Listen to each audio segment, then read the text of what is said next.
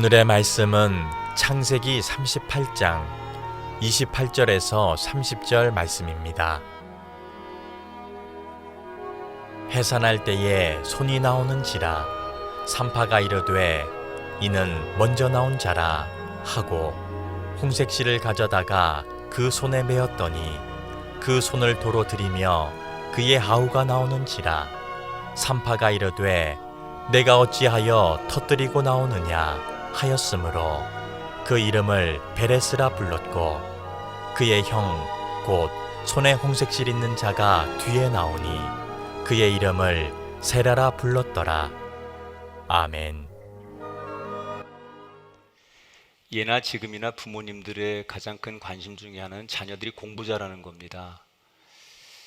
어떻게 하면 좋은 성적 낼 수 있을까? 그래서 좋은 선생님, 좋은 학원 또는 좋은 환경, 동원할 수 있는 모든 방법을 다 동원합니다. 저도 이제 공부를 다 마친 두 아들은 이제 공부하는 과정은 끝났으니까 그랬지만 항상 아이들 키우면서 목사지만 그래도 아이들이 공부하는 데 대한 그런 관심이 많이 있었고, 끝났나 했더니 이제 막둥이가 하나 생겨가지고 초등학교 애가 있어서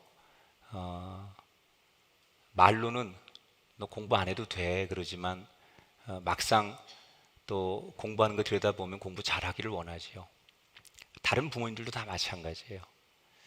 그동안 많은 그 전문가들의 의견 또는 공부 잘하는 비법 이런 게 소개가 됐는데, 제가 최근에 읽은 책 가운데 이 책은 좀 소개를 해드리겠다 생각했던 게, 이 저자는 소위 강남 8학군에서 한 20년 동안 입시 코디네이터를 한 사람이에요. 그래서 명문대학교 좋은 성적을 내는 아이들을 잘 관리하고 분석하면서 왜 이 아이들은 성적을 잘 내고 좋은 학교를 갈까, 거기에 대한 비결을 찾아낸 거예요. 근데 이분이 보는 관점은 좀 특이해요. 그게 뭐냐면, 아이들이 어떤 학습법으로 어떻게 학습의 태도를 가지고 좋은 성적을 내느냐 보다는 부모가 어떤 분이냐가 아이의 성적과 직결이 된대요. 다시 말하면 그 부모님이 가정에서 어떤 분위기를 연출해주고 어떤 대화를 아이와 나누느냐에 따라서 아이들의 성적과 집중력이 달라진다. 그래서 이분의 책 제목이 학력은 가정에서 자란다 이렇게 기록을 해놨어요. 학력은 가정에서 자란다. 내용이 그런 거예요. 부모님들의 결국 대화와 그 가정에서 분위기가 결국 아이들의 성적을 좌우하더라. 여러분, 우리 인생에 있어서 가장 중요한 시기, 또 중요한 우리가 삶의 자리가 있다고 하면 어딜까요? 저는 그게 가정이라고 생각해요. 한 인생이 태어나서 세상에 살면서 죽을 때까지 가정을 떠날 수가 없고요. 가정에서 우리의 인격이 형성이 됩니다. 집에서 뭘 어떻게 보고 배우느냐에 따라서 그 사람의 성품, 인격, 비전, 습관 이런 게 다 집에서, 가정에서 만들어지는 거예요. 성경에도 가정이라고 하는 주제를 굉장히 중요하게 다뤄요. 우리가 지금 창세기를 쭉 나누고 있는데, 창세기의 중요한 인물들을 보면 가정을 벗어나지 않아요. 그 아버지가 누구고 어머니가 누구고 그의 가족 관계가 어떻게 되느냐에 따라서 그가 시대의 쓰임을 받기도 하고 실패자가 되기도 하는, 그러니까 한 인물이 인생의 흥망성쇠를 이룰 때 빼놓을 수 없는 가장 기본적인 그 인생의 베이직이 가정이라는 거예요. 그러면 성경이 가정을 너무 중요하게 다룬다는 얘기는 거꾸로 말하면 하나님이 원하시는 가정이 있다는 거예요. 우리는 내가 꿈꾸는 가정, 내가 계획하는 가정, 사람들이 만들어 놓은 이상적인 가정을 이야기하면서도 하나님이 원하시는 가정은 뭘까? 오늘 창세기 38장의 말씀은 제가 미리 전제를 좀 양해를 해야 되는데, 듣다 보면 대단히 거북스러운 얘기가 많이 나와요. 오늘 저도 이해가 안 가. 성경에 좋은 얘기도 많고 창세기 50장까지 기록 중에 한 장에 38장에 사람들이 은혜 받을 수 있고 귀로 듣고 좀 기분 좋은 성경의 교훈을 줘도 될 텐데 굳이 이렇게 거북스러운 얘기를 성경에 딱 기록해 놓은 이유가 뭘까?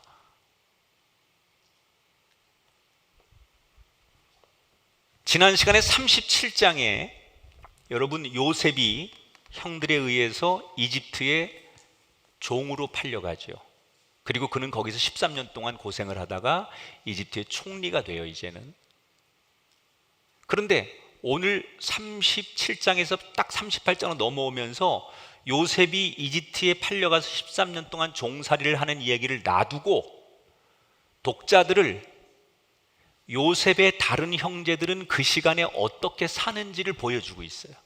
그래서 38장은 요셉의 이야기가 아니라 요셉의 다른 형제들을 보여주고 있어요.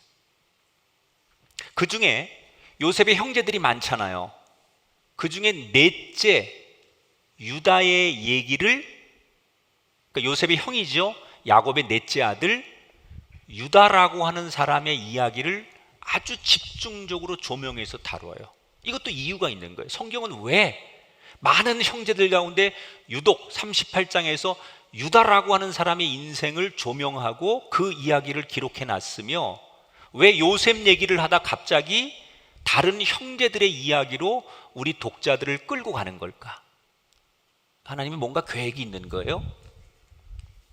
자, 이 유다라고 하는 야곱의 넷째 아들 요셉의 형, 이 사람은 오늘 성경에서 어떻게 시작하느냐? 1절 2절에 보니까 그 후에 유다가 자기 형제들로부터 떠나 내려가서 아둘람 사람 히라와 가까이 하니라. 그 후라는 것은 요셉을 이집트 상인들에게 팔고 나서, 그 사건이 있고 나서 얼마 지나지 않아 유다라는 사람이 집에서 아버지에게 다른 형제들에게 독립을 선언해요. 나 집 떠나겠다는 거예요. 왜 유다는 집을 떠났을까? 두 가지를 추측해 볼 수 있는데, 하나는 가족들 간의 불화, 다툼. 그래서 나 이런 가족들하고 못 살겠어, 뛰쳐나갈 가능성이 하나 있었을 것이고, 두 번째는 이 유다의 성격을 분석해 드리겠지만 굉장히 야망가예요. 지기 싫어하고 꿈이 많고 욕심이 많아요. 그래서 지금 아버지와 다른 형제들하고 사는 거에 만족이 없어요. 도시로 나가서 자기 손으로 성공하고 싶은 아주 야망가고 주도형의 사람이에요. 그래서 더 큰 성공을 꿈꾸고 도시로 뛰쳐나갈 수도 있어요. 그러니까 성경에 왜 독립했다는 이유는 설명하지 않지만 독자들로 하여금 이 성경을 보면서 아마 그래서 독립을 하지 않았을까 상황을 추측하는 거죠, 우리가. 자, 여기 성경에, 조금 아까 읽은 성경에 자기 형제들로부터 떠나 내려가서라는 말을 했어요. 내려가서. 성경에 여러분 표현 중에 내려갔다라는 표현은 좋은 표현이 아니에요. 내려간다라는 얘기는 되게 신앙적으로 안 좋은 선택을 할 때 반드시 등장하는 단어예요. 그래서 아버지가 있던 헤브론에서 북서쪽으로 한 24km 떨어진 아둘람이라는 곳으로, 여긴 가나안 땅이에요. 이방 땅이죠. 이곳으로 독립해서 나갑니다. 그런데 그곳은 어떤 곳이냐? 자기가 살던 헤브론과 거리로는 24km밖에 떨어지지 않았지만 이 아둘람이라는 가나안은 완전히 다른 거예요. 내려갔다고 성경이 표현하잖아요. 아버지가 살던 집에는 예배가 있던 곳이에요. 아버지 집은 야곱과 함께 늘 예배하고 하나님 앞에 제사하고 그렇게 살던 곳이에요. 그런데 아둘람이라고 하는 가나안 땅은 예배가 없어요. 그러니까 성경이 내려갔다라고 암시하는 것은 그의 영적인 삶이 무너지는 것을 얘기하는 거예요.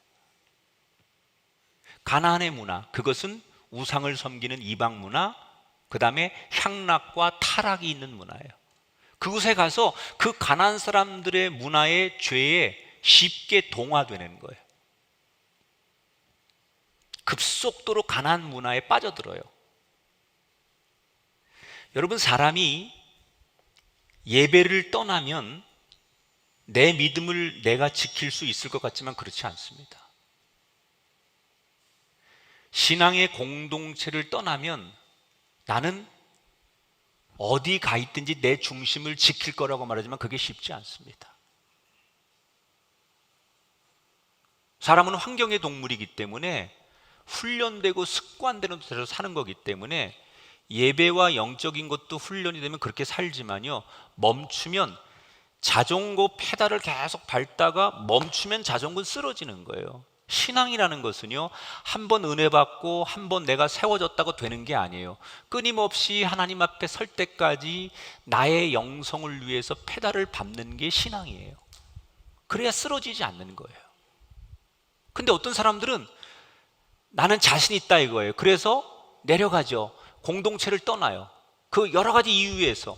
그래서 이 유다처럼 가나안의 문화에 빠져서 다시 돌아오지 못하는 우를 범할 때가 있어요. 자, 가나안에 가서 예배 안 드리고 하나님을 찾지 않으니까 당연히 가나안 사람들처럼 우상도 섬기고 술도 마시고 여자를 가까이 하고 노름도 하고 그렇게 살았겠죠. 그러다가 오늘 성경에 보니까 한 여자를 만나요. 사랑해요. 그래서 결혼을 해요. 근데 이 여자가 이방 여자예요. 여러분, 결혼을 했다는 건 가정을 갖는다는 거 아니에요? 행복하려고 가정 갖는 거잖아요. 그런데 유다는 행복하려고 독립했고 사랑해서 여자를 만났고 또 더 행복하려고 가정을 만들었어요. 그런데 정말 행복했을까? 결론을 말씀드리면 아니에요. 왜 유다는 행복하려고 결혼했는데 행복하지 않았을까요? 지금부터 그의 삶 앞에 닥치는 불행의 연속을 소개해 드릴게요. 자, 한 여자와 만나서 결혼을 했습니다. 자녀들을 낳았는데 아들 셋을 낳았어요. 첫째가 엘, 둘째가 오난, 셋째가 셀라예요. 오늘 이름이 굉장히 많이 나오는데 내가 다시 반복해 줄 테니까 아들 셋 낳았다고 그랬어요. 엘, 오난, 셀라. 그래서 이 아이들이 참 쭉 커가지고 드디어 첫째 아이가 장가를 갑니다. 첫째 아이가 누구예요? 엘. 이 엘이라는 맏아들이 장가를 갑니다. 그래서 며느리가 들어오는 거예요. 그 며느리 이름이 누구냐? 다말이에요. 오늘 이름이 굉장히 많이 나오는데 자신 없는 사람은 다른 이름 다 버리고 한 이름만 기억하시면 돼요. 다말. 설교 끝날 때까지 요 다말만 다말 요거만 기억하세요. 이 다말이 굉장히 중요한 인물이기 때문에 엘, 오난, 셀라, 나중에 쌍둥이 아들 또 태어나 이런 거 다 여러분 기억 못해도 다말이라고 하는 이 며느리 이름은 꼭 기억하셔야 돼요. 누구라고요? 약간 일본 말 같죠? 담아내기 비슷한 다말. 이 다말이 첫째 아들 엘하고 결혼합니다. 유다 집안의 며느리가 된 거예요. 그런데 결혼한 지 얼마 안 돼서 아기도 없는 상태에서 첫째 아들이 죽어요. 결혼했는데. 그 왜 죽었느냐? 다행히 성경은 이 아들이 죽은 이유를 아주 명확하게 기록해 놨어요. 7절을 보겠습니다. 여호와가 보시기에 악함으로, 엘이 첫째 아들이 여호와가 보시기에 악함으로 여호와께서 그를 죽이신지라. 구체적으로 이 아들이 뭐가 악한지는 나오지 않았지만 굉장히 망난이었던 것 같아요. 막 사는 거예요. 되는 대로 사는 거예요. 막. 그래서 하나님께서 그걸 보다가 참다가 안 되니까 그의 생명을 거두어 가셨어요. 자, 졸지에 결혼한 지 얼마 안 돼서 남편 죽고 젊은 과부가 된 이 다말을 어떻게 해야 되느냐? 요거 중요한 거예요. 이 다말이라는 젊은 며느리는 과부가 됐는데 어떻게 해야 되느냐? 죽은 남편의 동생 오난의 부인이 됩니다. 왜냐? 지금 우리의 법으로는 우리의 한국적인 정서나 지금 2020년의 시대로는 이거 우리가 담아지지 못하지만 이건 고대의 지금으로부터 4,000년 전을 거슬러 올라가서 고대 중동의 관습이에요. 그 사람들의. 그 당시에 관습이 뭐가 있었냐면 형사 취수제라는 게 있어요. 형사 취수제. 이 형사 취수제라는 것은 만약에 형이 자녀를 낳지 못하고 죽으면 그 동생이 형수를 아내로 맞이해서 아이를 낳아서 그 첫 번째 아이를 형의 아들로 등록시키는 거예요. 그래서 대를 잇게 하는 게 이게 형사 취수제라는 거예요. 이거 굉장히 이스라엘 중동 사람들에게는 흔한 관습 중에 하나예요. 그 왜 이렇게 하느냐? 두 가지 이유가 있습니다. 당시에 첫째는 이 당시는 가문의 문화예요. 인구가 많지 않으니까 자기 집안, 자기 사람들끼리 똘똘 뭉쳐 사는 거예요. 그런데 만약에 이 여자가 지금 형이 죽었는데 형이 남겨놓은 엄청난 유산을 가지고 이 여자가 다른 데로 시집을 가거나 또는 다른 데로 가버리면 자기 가문의 중요한 것들이 다 유출된다고 생각하는 거예요. 그래서 우리 옛날에 조선시대 가문을 지켜야 되듯이 자기 가문 것을 절대 빼앗기지 않기 위해서 여자가 다른 데로 가지 못하도록 하기 위해서 묶어놓는 거예요. 또 하나는, 두 번째는 좋은 의도라고 생각해요. 첫 번째는 좀 그런데 두 번째는 굉장히 우리가 배워야 될 건데, 이 당시도 가장 사회적인 약자가 홀로 된 여자예요. 남편이 죽고 홀로 살면 이 당시는 가장 약자예요. 아무것도 못해요. 법적으로도 보호받지 못하고 세상적으로도 수용해주지 않는 가장 그 사회적 약자가 홀로 된 여인들이에요. 그래서 가장 힘없는 사회적 약자를 보호해주기 위해서 이 형사 취수제라고 하는 그 법을, 이건 법은 아니죠, 관습이죠. 나중에 이제 모세 때 가면 이게 율법이 됩니다. 법이 됩니다. 그러나 지금은 아직 법은 아니지만 보통 다 이런 상식으로 그 당시 살았던 거예요. 그래서 이 다말이라는 며느리는 시동생이죠. 죽은 엘의 동생인 오난과 결혼을 하는 거예요. 그런데 문제는 오난이 짜증이 나는 거야. 내가 왜? 이 오난이 안 받아들여지는, 이게 관습인 줄 알지만, 오랜 전통인 줄 알지만 오난의 입장에선 짜증이 납니다. 근데 짜증이 나는 이유가 뭐냐? 이거예요. 형이 없으면 당연히 내가 우리 집안에 맏이 되어서 아버지 유산을 3분의 2를 내가 가질 수 있어요. 맏이니까. 동생 하나밖에 없으니까. 그런데 자기가 형수랑 결혼해서 형의 아들을 낳아주면 그 형의 아들이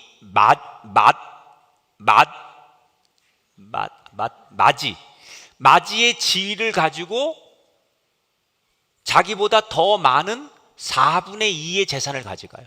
반을 가져가요. 그리고 자기하고 동생은 4분의 1씩밖에 아버지 재산을 못 가져가요. 아버지 야곱이 그 당시 굉장히 부자라고 그랬잖아요. 그러니까 원래는 그냥 살면 66%를 가져갈 수 있는데 결혼해서 아들을 낳아주면 25%밖에 못 가져가는 거예요. 그러니까 왕짜증이 나는 거야. 그러나 사람들의 보는 눈도 있고 사람들의 비난을 두려워한 오난은 어쩔 수 없이 형수와 결혼을 합니다. 그런데 이 친구가 뭘 생각하느냐? 절대 아이는 안 낳겠다. 아버지가 돌아가실 때까지 아이 안 낳고 사는 거예요. 그래서 의도적으로 피임을 해요. 성경은 되게 구체적으로 나오는데 그냥 제가 몰아서 드리는 말씀이에요. 아이를 안 갖도록 의도적으로 피임을 해서 임신을 못하게 해요.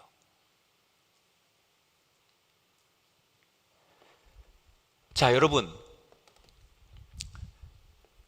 이 오난이라고 하는 둘째 아들을 어떻게 보세요?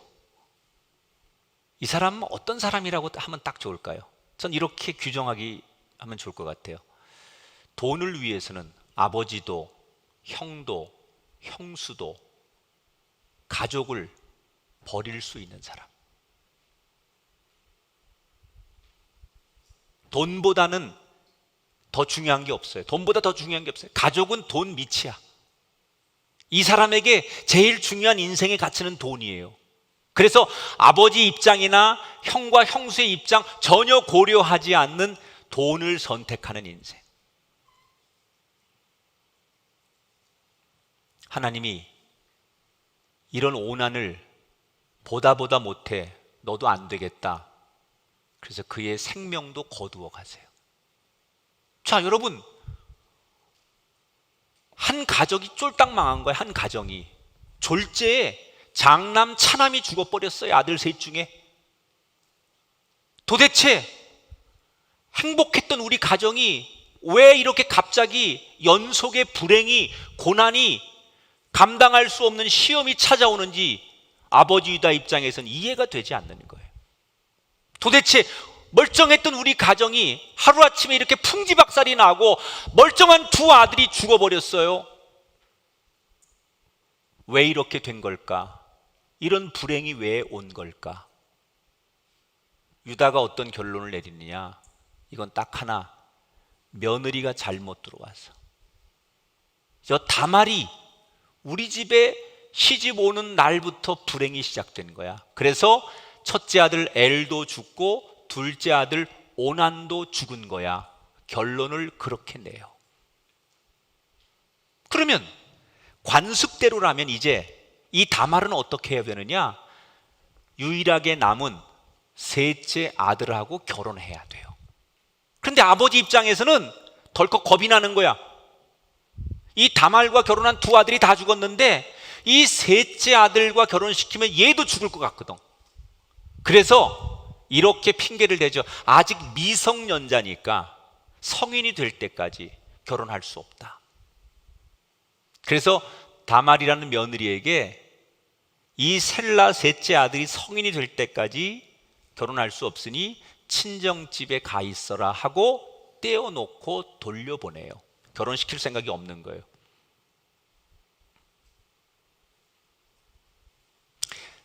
자, 다시 이제 정리해봐요.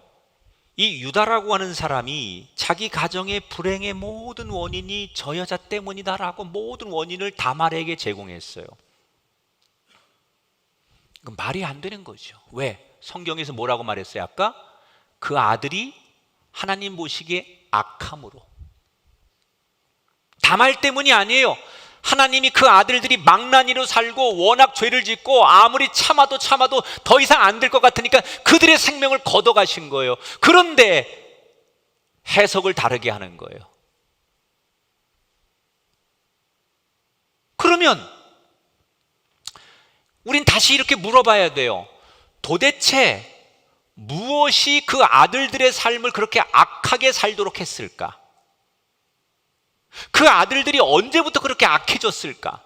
유다의 가정이 어땠길래 그런 불행이 시작된 걸까?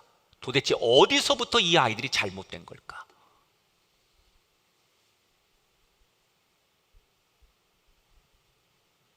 한번 저를 따라서 외쳐보세요. 부모가 바로 서야 가정이 바로 선다. 다시 한번요. 부모가 바로 서야 가정이 바로 선다. 잘 들으세요. 이 가정의 불행의 시작은 원인을 굳이 따지자면 아버지 유다 때문이에요. 왜 이 가정이 풍지박살이 되고 아들들이 악하여 결국은 죽게 되느냐? 그 모든 시작은 불행의 원인은 아버지 유다 때문이에요. 자, 오늘 성경 38장을 시작하면서 제일 먼저 뭐라 그랬어요? 유다가 아버지 집을 떠나서 독립했다고 했어요. 이게 문제인 거예요.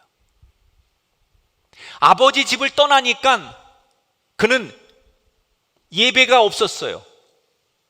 아버지 집은 예배가 있는 곳이고 하나님을 찬양하는 곳인데 그 예배의 자리를 떠나서 가나안에 가니까 그곳은 우상이 있고 그것은 세상에 죄가 있고, 근데 그 가나안 사람들은 그렇게 사는 걸 누구도 죄라고 말을 안 해요. 아버지 집에서 예배를 드릴 때는 죄인지 아닌지를 구분할 수 있었어요. 그런데 가나안에 가서 같이 술 먹고 같이 창기들과 어울리고 같이 모두가 그렇게 사니까 이게 누구도 죄라고 얘기하는 거예요. 당연한 거예요. 이렇게 사는 게 당연한 거야. 이건 타락이 아니야. 모든 사람이 그렇게 사는 거니까. 그래서 유다는 가나안 땅에 가서 자기가 사는 게 죄인 줄 모르는 거예요. 그 증거가 뭐예요? 유다는 그 가나안 땅에 가서 하나님 대신 우상을 섬겨요. 그리고 이방 여자하고 결혼을 하잖아요. 자, 그러면 이렇게 보세요. 성공하려고 행복하려고 도시로 혼자 독립한 이 유다가 정략 결혼을 한 거란 말이에요. 이거는요, 거기서 성공하려고 유력한 집안의 이방 여자하고 정략 결혼을 한 거예요. 성공하기 위해서, 자기의 꿈을 이루기 위해서. 그리고 이제 결혼해서 아들을 낳고 열심히 사업하고 열심히 일을 해서 늘 애들 앞에서 뭐라고 얘기했을까요? 야, 오늘 아버지 얼마 벌었다. 아버지의 꿈은 이만큼 돈을 모으는 게 아버지 꿈이고, 야, 아버지가 너희들을 위해서 열심히 일하니까 늘 공부 열심히 해야 돼. 아버지가 우리 가정 행복하게 하려고, 너희들 잘 가르치려고 아버지는 오늘도 우상 섬기는 사람들한테 가서 돼지머리 앞에서 절도 하고 그 우상 앞에 절도 하고 그랬어. 마치 자식들을 위해 희생하는 것처럼, 자기가 돈 벌고 자기가 나가서 하는 행위가 정당한 것처럼 자식들 앞에서 열심히 사는 아버지의 모습을 보이면서 돈 벌고 성공하고 열심히 살아가는 걸 자랑했을 거예요. 자식들이 그걸 다 지켜보는, 매일 보고 듣는 거예요. 우리 아버지가 오늘도 우상을 섬기고 들어오고, 요즘 말하면 룸사롱 가서 접대도 하고 창기들하고 어울려서 하룻밤을 보내고 오는 아버지의 모습을 자식들은 다 보는 거예요. 어릴 때부터. 그리고 어쩌다가 명절 때가 돼가지고 할아버지 집에 가면, 거긴 예배가 있으니까 어쩌다 1년에 한 번씩 할아버지 집에 가면 하나님 앞에 삐딱하게 예배하는 아버지를 이 어린 새 아들은 어릴 때부터 보고 배우는 거예요. 그런 아버지를 보고 자라면서 이 새 아들은 그렇게 사는 게 당연한 줄 아는 거예요. 그래서 누가 가르치지도 않았는데 자기들의 1번이, 세상 살면서 1번이 돈, 그걸 위해서는 우상 앞에 절해도 되고 아버지가 살았던 것보다 더 하면 더 했지, 이게 잘못됐다고 생각을 안 하는 거예요.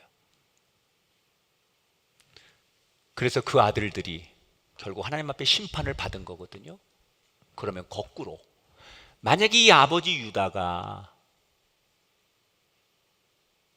처음부터 이 낯선 땅에 와서 자식을 낳고 그 아이들 앞에서 돈을 좀 못 버는 무능한 아버지일 수는 있어요. 자기가 원하는 꿈을 조금 늦게 이루는 아버지일 수는 있어요.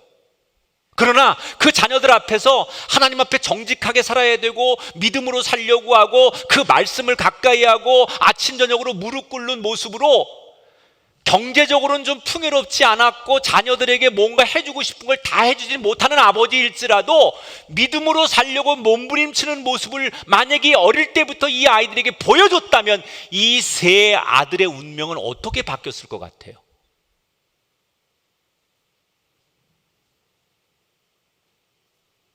여기 계신 누구도,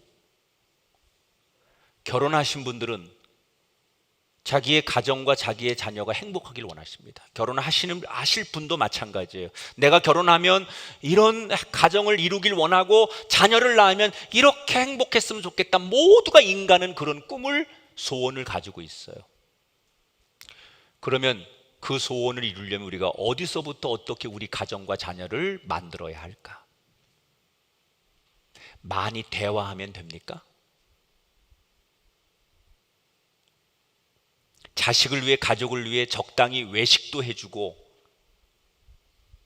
여행도 같이 할 줄 알고 그러면 됩니까? 도움이 안 되는 건 아니에요. 자녀에게 의도적으로 대화하는 아버지, 자녀들과 함께 어울리는 부모, 그 자녀들과 함께 여행도 하면서 삶의 지혜를 가르치는 부모, 좋은 거죠. 그러나 그게 전부가 아니에요. 성경은 단호하게 말합니다. 그거 가지고 안 됩니다.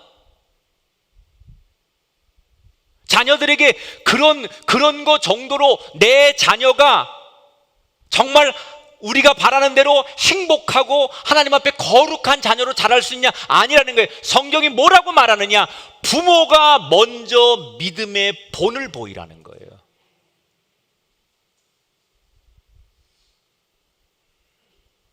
오늘날 부모들이 착각하는 게 있어요. 나는 너희들을 위해서 희생했다. 지금도 너희들 잘 되라고 나는 뼈 빠지게 밖에 나가서 심지어 예배 드릴 시간도 없이 뛰어다닌다. 대단히 자녀를 망하는 길로 인도하시는 거예요. 자녀들은 인생을 이렇게 사는 거구나.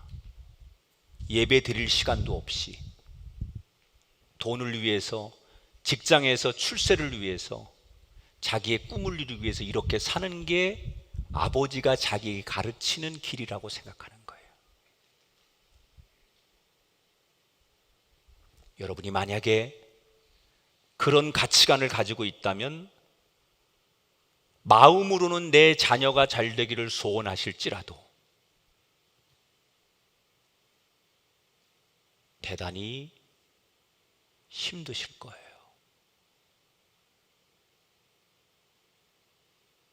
우리 이걸 놓치고 있는 거예요.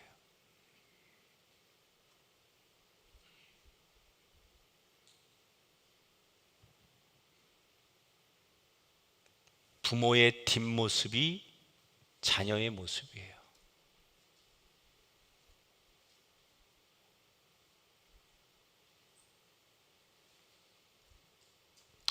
이 설교를 들으면서 큰일 났다. 나는 때를 놓쳤다. 우리 애들 이미 다 컸고 시집장가 다 가서 어떡하지? 후회하시는 분 계시죠? 후회하지 마세요. 지금도 늦지 않았어요. 좀 늦은 것 같지만 지금이라도 이 땅에 살아있는 동안에 우리 부모님이 진짜로 어느 날 선언하고 내가 그렇게 살지 않으련다, 인생이라는 게 이런 거구나 라고 선언하고 회심하고 진짜 회개하고 자녀들 앞에서 그렇게 믿음으로 사는 모습을 짧지만 그 자녀들에게 임팩트 있게 진심으로 보여주시면 자녀는 배우는 거예요. 맞구나. 아버지가 어머니가 오류했던 것처럼 그렇게 살면 안 되는 거구나 라는 것을 자녀들은 배우게 돼 있어요.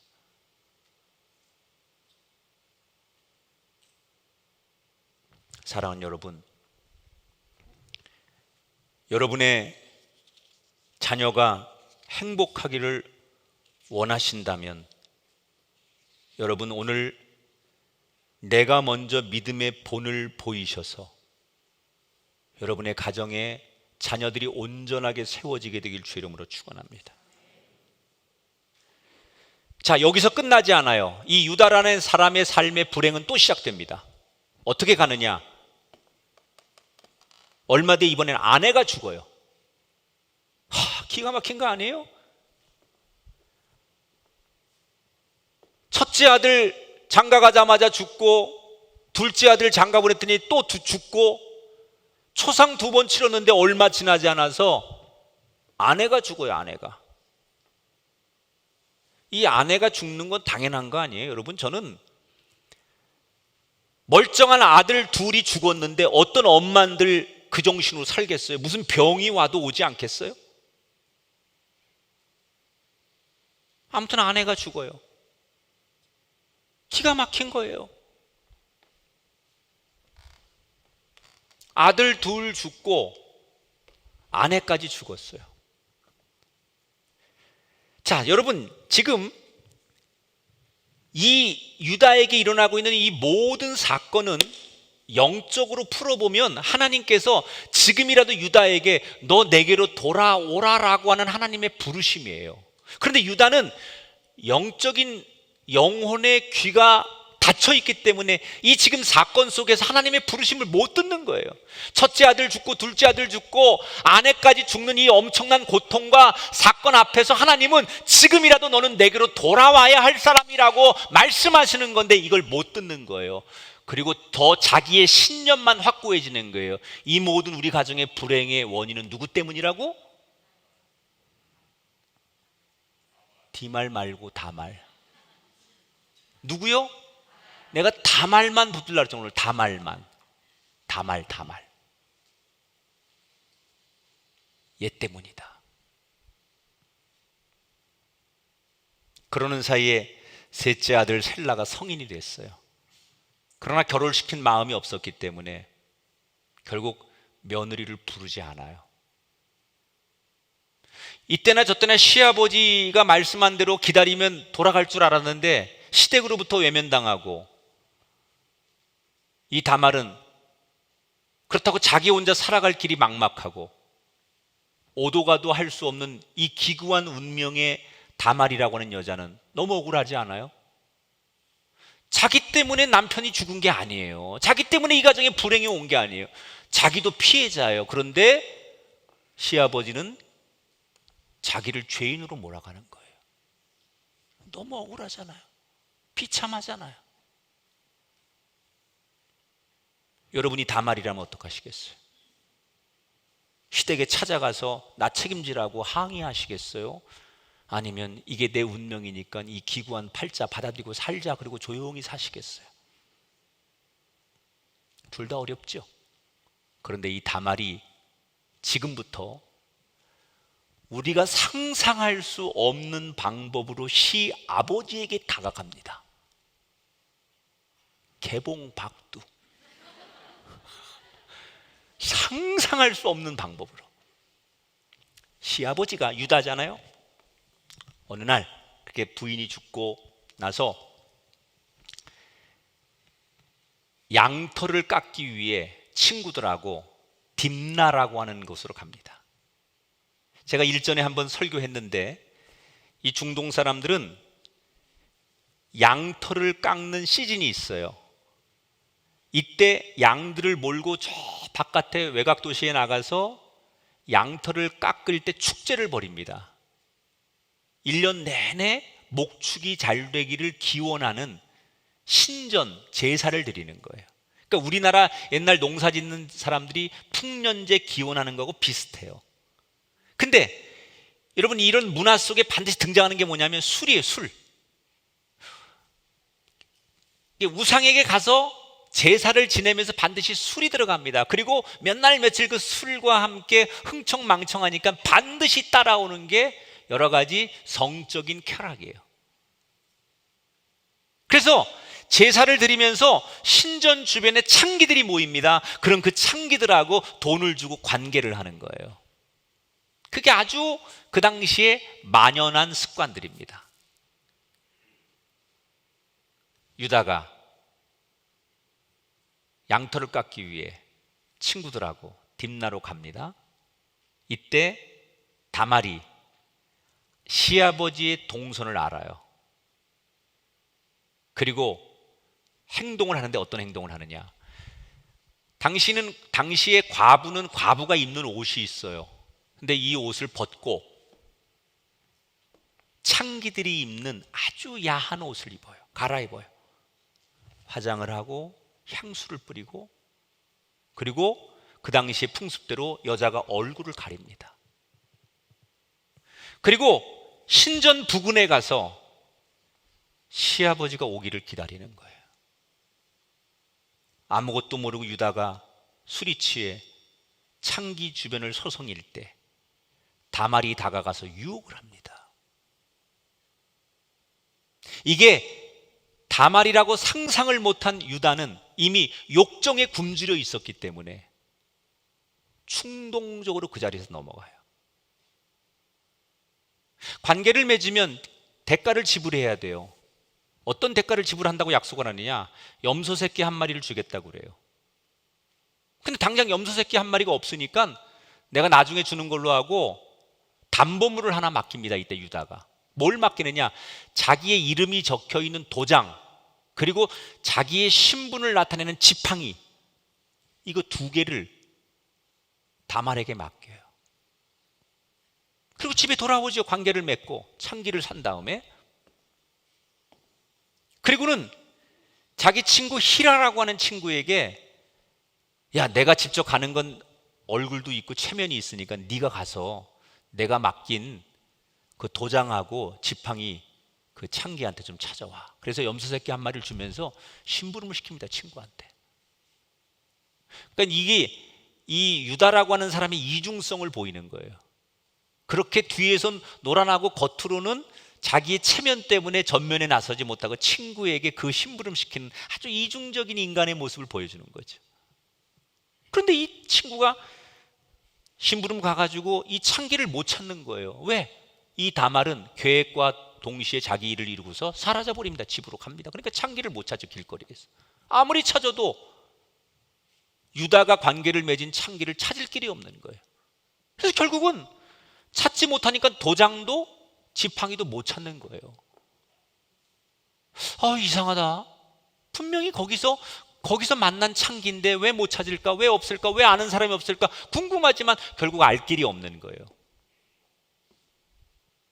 그러다가 몇 달이 지납니다. 근데 유다의 귀에 너무 불편한 이야기 하나가 들려오는데 자기 며느리 다말이 임신을 했다는 거예요. 이때 유다가 홀로 된 과부가 임신을 했다는 것은 불륜을 했다는 게 아니냐, 우리 가문을 더럽혀서는 용서할 수 없다 그래서 종들을 시켜가지고 친정집에 가 있는 다말을 끌어내서 죽이라고 합니다. 그래서 이 다말이 끌려 나옵니다. 그리고 죄를 묻는 유다 앞에 딱 서가지고 자기가 가지고 있는 도장과 지팡이를 내놓으면서 내 뱃속에 있는 아이의 아버지가 이 사람입니다. 나와 관계를 맺은 사람이 이 물건의 주인입니다. 라고 도장과 지팡이를 내놓는데 그게 유다 거예요. 말로 다 할 수 없는 충격을 받는 거 이때인지 유다가. 근데 여기서 중요한 거, 유다가 이때 완전히 회심을 해요. 돌았어요. 그 증거가 뭐냐? 며느리에게 무릎 꿇고 사과합니다. 내가 잘못했다. 그리고 며느리를 다시 며느리로 인정하고 받아들여요. 아내가 아니에요. 그때부터는 철저히 며느리로 보호하는 거예요. 그리고 이제 사람들이 자기를 비난할 거 아니에요. 이런 말도 안 되는 이런 일이, 이게 현대 사회에서 일어날 수 없는 이런 일들이 일어나는 거에 대해서 얼마나 여러분 사람들이 얘기가 많고 자기가 낯을 들고 살 수 없잖아요. 그런데 그 모든 비난을 감수하며 며느리를 지켜요. 그리고 때가 되어 며느리가 출산을 하는데 쌍둥이를 낳아요. 아들 둘이 태어나요. 첫째가 세라, 둘째가 베레스예요. 근데 당시 관습에 따라 이 세라는 죽은 첫째 아들 엘의 아들이 되고 베레스는 유다의 네 번째 아들이 됩니다. 이래서 예수님이 이 땅에 태어나는 구원자의 족보가 다시 끊어질 듯 하다가 이어지게 되는 거예요. 자, 이제 설교가 끝났어요. 정리를 해야 돼요. 오늘 성경 얘기. 여러분, 이 유다와 며느리 다말의 이야기를 여러분 어떻게 들으셨어요? 시아버지를 유혹하는 며느리, 비록 모르고 한 거지만 며느리와 관계를 맺은 시아버지, 이거는 현대 사회에서도 잘 다룰 수 없는 초막장 드라마예요. 그 제가 그랬잖아요. 이거는 듣는 사람도 불편하고 나도 설교를 하면서도 아니 하나님이 이 창세기를 기록하게 하실 때 좀 더 건강하고 은혜가 되고 좋은 얘기 많을 텐데 굳이 이렇게 지저분하고 불편한 얘기를 끄집어내서 이런 걸 성경 한복판에 쓰셨을까? 왜 이런 막장 드라마가 성경 한복판에 들어가 있는 걸까? 자, 우선 이 질문에 답을 하려면 성경 한 군데를 봐야 돼요. 마태복음 1장. 예수님의 족보죠, 족보. 쫙 족보가, 예수님이 어떻게 이 세상에 태어나는지 그의 족보가 나오는데, 다 읽어볼 수 없으니까 대표적인 거. 아브라함이 이삭을 낳고, 또 누가 낳고 그 다음에 그 중간쯤 가다 유다가 지금 오늘 다룬 얘기, 다말에게서 베레스를 낳고, 또 낳고 하다가 나중에 이새가 다윗을 낳고, 그리고 쭉 가다가 신약에 가서 마리아에게서 예수가 나시니라.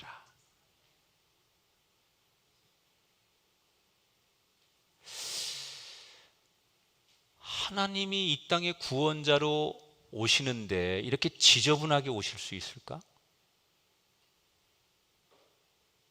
우리가 생각하면 거룩한 하나님이 깨끗하고 온전하고 정상적인 방법으로 오시지 않고 이렇게 뭔가 찝찝하게 하나님이 이 땅에 구원자로 오시는 건가?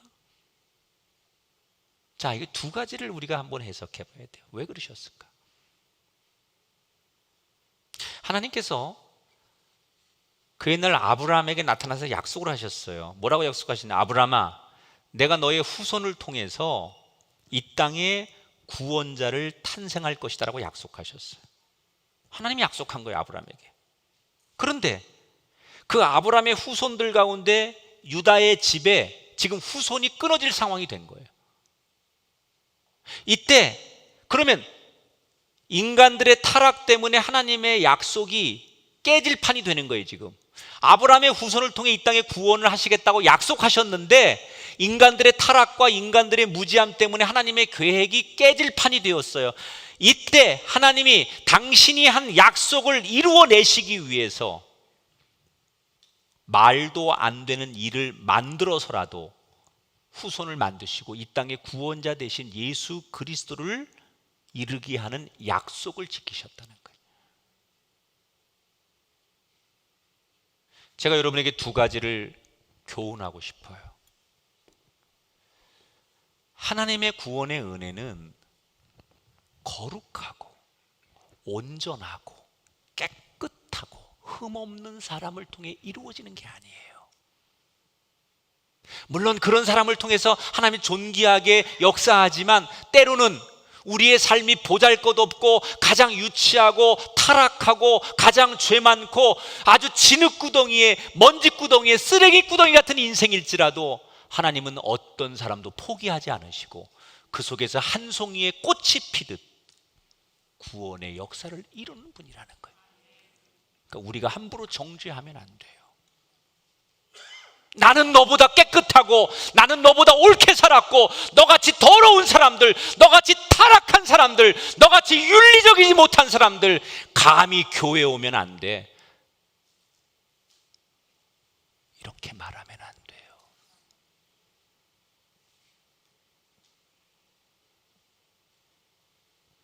누구도 아무리 더럽고 추한 인생도 그 사람을 통해 하나님은 구원의 역사를 이루세요. 참 거북한 이야기지만 다말과 유다의 관계를 통해서라도 하나님의 일을 이루어내신 하나님. 두 번째, 하나님은 당신이 약속한 것을 반드시 지키신다는 거예요. 어떤 불의한 상황이 와도 당신이 우리에게 한 약속은 반드시 지켜요. 주 예수를 믿어라. 그리하면 너와 내 집이 구원을 얻으리라. 우리에게 이렇게 하나님 약속하셨으면 우리가 원치 않는 어떤 상황에 놓였을지라도 그 약속을 지키세요. 여호와를 경외하는 자에게 견고한 의뢰가 있나니 그 자녀들에게 피난처가 있으리라. 여러분, 우리가 사는 인생이 다 말 돼서 삽니까? 때로는 말도 안 되는 기가 막힌 상황이 우리 앞에 놓일 때가 있어요. 어떻게 부모보다 먼저 자식이 죽을 수 있어요? 어떻게 착한 우리 가족이 이렇게 세상을, 내 아내가, 내 남편이 이렇게 착한 사람이 먼저 세상을 떠날 수 있어요? 어떻게 이렇게 내가 좋아하는 사람이 이런 못된 병에 걸릴 수 있고 법 없이도 살 수 있다고 착한 이 사람이 왜 남들에게 누명을 쓰고 오해를 당하고, 세상에는 말로 다 할 수 없는 기가 막힌 일들이 너무너무 많이 일어나요. 혹시 이 자리에 말로 다 할 수 없을 만큼 기가 막힌 어려운 일을 만나셨다면 그 가운데에서도 하나님이 역사함을 믿으시고, 사람은 여러분을 위로하고 구원해 줄 수 없지만 그 말도 안 되는 기가 막힌 여러분의 삶을 통하여 역사하시고 위로하실 수 있는 분은 하나님밖에 없다는 거예요. 오늘 우리 두 가지 말씀을 똑바로 기억해야 돼요. 우리 가정이 정말 잘 되려면 우리 부모님들,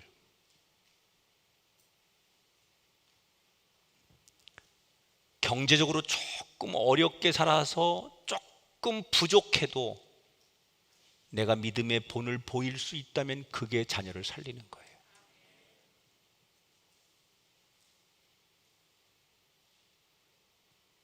자녀들은 가르친 대로 배우지 않아요. 보여준 대로 배워요. 아무리 가르쳐 보세요. 대학교, 대학원, 명문대 박사학위를 가르쳐 보세요. 가르친 대로 안 삽니다. 보여준 대로 살아요.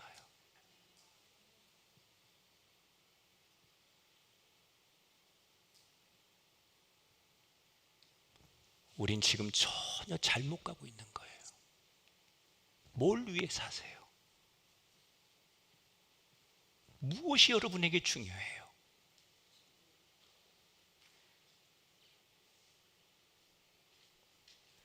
하나님의 약속은 반드시 이루어집니다.